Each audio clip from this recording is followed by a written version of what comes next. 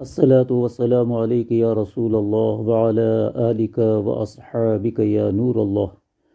آئیے حضرت سیدنا امام جعفر صادق رضی اللہ تعالی عنہ کے بارے میں چند باتیں سماعت فرمائیں۔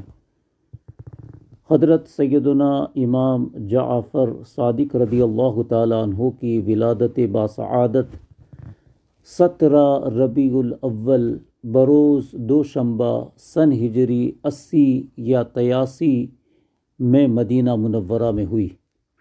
آپ کا نام نامی اسم گرامی جعفر بن محمد ہے۔ آپ کی کنیت ابو عبداللہ اور آپ کا لقب صادق، فاضل اور طاہر ہے۔ آپ کے فضائل و مناقب بے شمار ہے۔ آپ کو اگر ملت نبوی کا سلطان اور دین مصطفی کا برہان کہا جائے تو بجا اور درست ہے۔ آپ وقت کے امام، اہل ذوق کے پیشوا، صاحبان عشق و محبت کے علمبردار تھے۔ حضرت سیدنا امام جعفر صادق رضی اللہ تعالی عنہ کا تقوی اور ریاضت و مجاہدات اور عبادات گزاری کو اگر دیکھا جائے تو اس کے تعلق سے حضرت سیدنا امام مالک رضی اللہ تعالی عنہ فرماتے ہیں کہ ایک زمانے تک میں آپ کی خدمت میں رہا۔ میں نے ہمیشہ آپ کو 3 عبادتوں میں سے ایک میں مصروف پایا۔ یا تو آپ نماز پڑھتے ہوئے ملتے، یا تلاوت قرآن میں مشغول ہوتے، یا روزہ دار ہوتے، اور آپ بلا وضو کبھی حدیث شریف کی روایت نہیں فرماتے تھے۔ سبحان اللہ، یہ تھا آپ کا تقوی اور پرہیزگاری۔ اللہ تبارک و تعالی ان کے صدقے میں ہمیں بھی تقوی اور پرہیزگاری کی دولت عطا فرمائے۔ اس کے علاوہ خوف خدا کا عالم یہ تھا کہ ایک دن حضرت سیدنا امام جعفر نے اپنے غلاموں سے فرمایا، آؤ ہم سب اس بات کا عہد کریں کہ قیامت کے دن ہم لوگوں میں سے جو شخص نجات پائے وہ دوسروں کی شفاعت کرے گا۔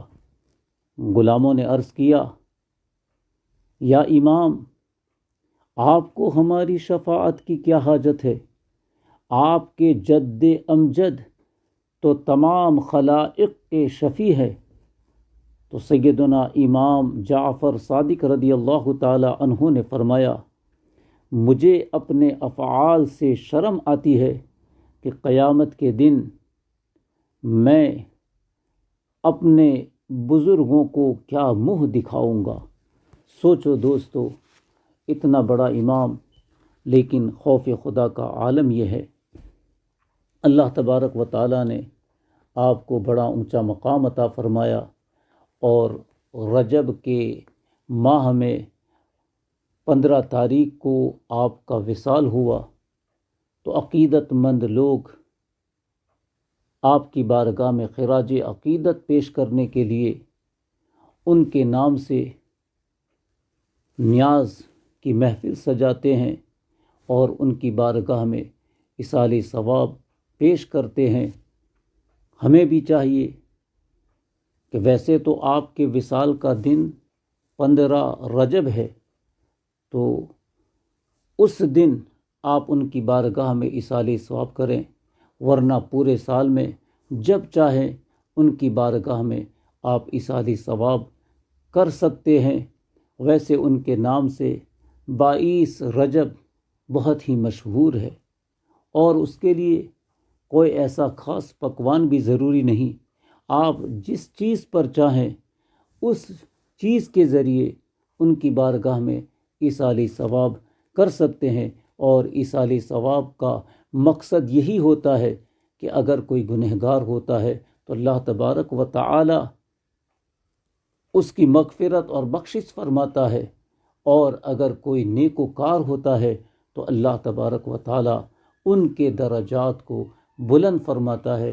اللہ تبارک و تعالی امام جعفر صادق رضی اللہ تعالی عنہ کے صدقے میں ہمیں دنیا اور آخرت کی بھلائیاں نصیب فرمائے، آمین۔